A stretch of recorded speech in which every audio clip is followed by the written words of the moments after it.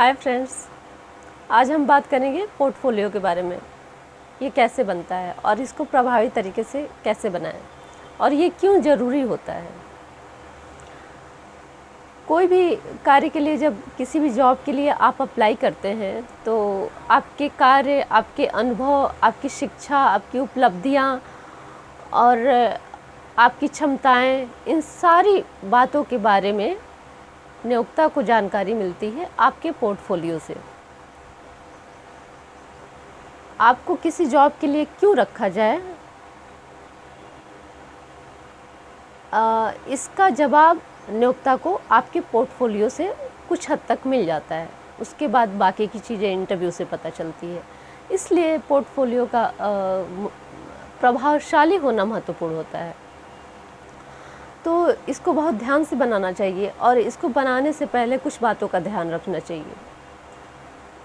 तो इसके बारे में बात करते हैं, कैसे बनाए पोर्टफोलियो। सबसे पहला पॉइंट ये ध्यान में रखना चाहिए कि आप जिस जॉब के लिए अप्लाई कर रहे हैं, आपको उस जॉब के लिए क्यों रखा जाए। पहला क्वेश्चन आप अपने आप से ही कीजिए कि आप ही क्यों उस जॉब के लिए सही हैं। तो पहले पॉइंट में आप उस काम को लेके अपने लक्ष्यों को प्रदर्शित करें, उस क्षेत्र से संबंधित कि आप वो काम क्यों करना चाहते हैं, कैसे करेंगे और उस कार्य को लेके आपका उस संबंधित क्षेत्र से लक्ष्य क्या है।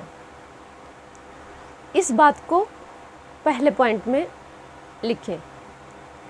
तो ये आपकी मानसिक स्थिति को दर्शाता है कि आप उस काम के प्रति कितने निष्ठावान हैं और आपका कर्तव्य किस तरह का होगा भविष्य में। ये सारी बातें इस चीज़ से क्लियर होती हैं। नियोक्ता के दिमाग में एक संदेश जाता है कि आपकी मानसिक स्थिति उस जॉब के लिए कितनी गंभीरता से आप उस जॉब को लेते हैं। उसके बाद दूसरे पॉइंट पे आप अपनी शिक्षा, उपलब्धि, कार्य अनुभव, अगर पहले आपने उस तरह का कोई काम किया है तो उसका वर्क एक्सपीरियंस और प्राथमिक जानकारियाँ अपने शैक्षिक योग्यता से लेके और अपने जो आपका एक्सपीरियंस है, वर्क एक्सपीरियंस है, उससे लेके एक संक्षिप्त रिज्यूम बनाएं। उसके बाद पोर्टफोलियो को विस्तृत रूप दें। तो विस्तृत रूप में आपकी शैक्षणिक गतिविधियां क्या हैं, उसका लेखा जोखा वहाँ पे दर्शाने का प्रयास करें, उसको इंक्लूड करें और उसमें आपके डॉक्यूमेंट्स भी शामिल हो। तीसरे पॉइंट में ये हो गया। और चौथे पॉइंट में आपका अनुभव, आपकी योग्यता से जुड़े जो प्रमाण पत्र होते हैं, जैसे कि आपने कहीं पहले जॉब किया है और तो उस संस्थान से आपको जो प्रमाण पत्र मिला है वर्क एक्सपीरियंस का, उसको उसमें शामिल करें। और आपकी परफॉर्मेंस, जो भी आपने अगर उस क्षेत्र से संबंधित कोई एक्टिविटी किया है तो उसका जो सर्टिफिकेट मिलता है उसको आप उसमें शामिल करें। फिर व्यवहारिक ज्ञान का जो वर्णन करें। अगर कोई आपको वर्क एक्सपीरियंस है तो आप कुछ अपने एक्सपीरियंस शेयर कर सकते हैं, जिससे सामने वाले को पता चल जाए कि हाँ, आपने सच में काम किया है और आप बेहतर तरीके से, बाकी लोगों से बेहतर तरीके से ये काम कर सकते हैं। तो आप अपने व्यवहारिक ज्ञान का थोड़ा सा वर्णन करें। उसके बाद स्वयं के गुणों का, यहाँ गुणों से मतलब है उस क्षेत्र से संबंधित जिसके लिए आप जॉब के लिए अप्लाई कर रहे हैं, अपनी परफॉर्मेंस और अपनी सफलता और अपनी योग्यता के बारे में छोटा सा परिचय दे सकते हैं। उसके बाद उस क्षेत्र से संबंधित आपका अनुभव और आपके बैकग्राउंड और इससे जुड़े जो डॉक्यूमेंट्स वगैरह है तो उसको भी आप उसमें शामिल कर सकते हैं। और आपके सर्वश्रेष्ठ प्रदर्शन का अगर कोई विवरण है, मतलब कि आपने कोई उस क्षेत्र से संबंधित कोई कोर्स किया है या कोई कंपटीशन बीट किया है, उसमें आप उसमें आपको सफलता मिली है तो उसका अगर कोई प्रमाण पत्र हो, चाहे कोई रिपोर्ट हो, कोई प्रेजेंटेशन, कुछ भी इस तरह का मैटर हो, तो आप उसको उसमें इंक्लूड करें, शामिल करें।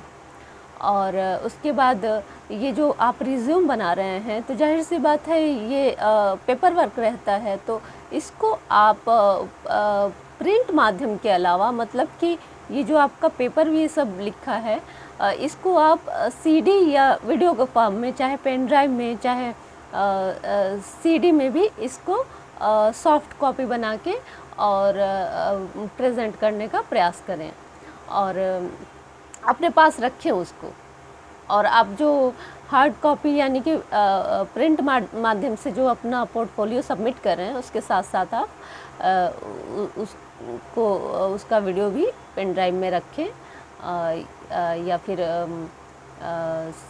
सीडी में, किसी भी तरह से, तो इसका एक अच्छा इम्प्रेशन पड़ता है।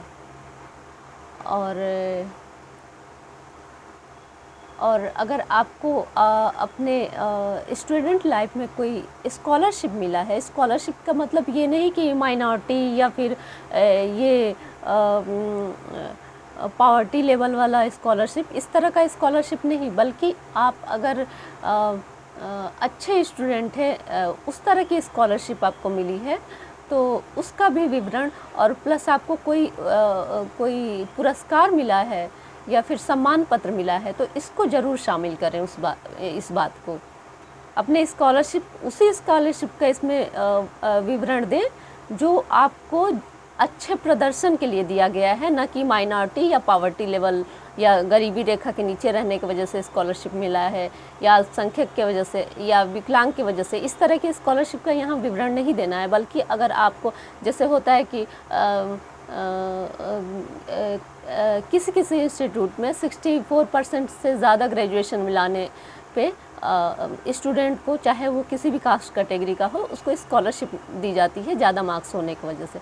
तो इस तरह की स्कॉलरशिप अगर आपको स्टूडेंट टाइम में कभी मिला है तो उसका यहाँ पे विवरण दें, इससे अच्छा प्रभाव पड़ता है।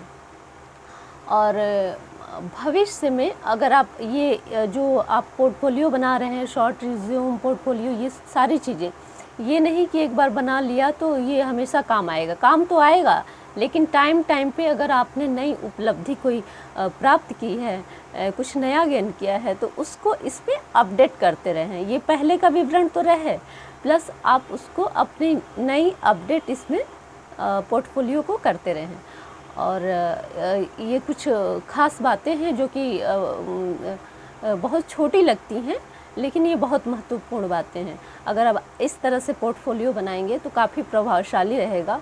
और होता है ना कि जब एक जॉब के लिए बहुत सारे कैंडिडेट अप्लाई करते हैं तो फिर उसमें पोर्टफोलियो रिज्यूम देख के ही लोग छांट देते हैं, तो फिर उसमें आपको इंटरव्यू तक जाने के लिए सेलेक्ट होने में आपको ये सारी चीज़ें, अगर इस तरह से आप पोर्टफोलियो बनाएंगे, ये सारी महत्वपूर्ण बातों का ध्यान रखते हुए बनाएंगे, तो आपका रिज्यूम डस्टबिन में जाने के बजाय आपको इंटरव्यू का कॉल आ सकता है।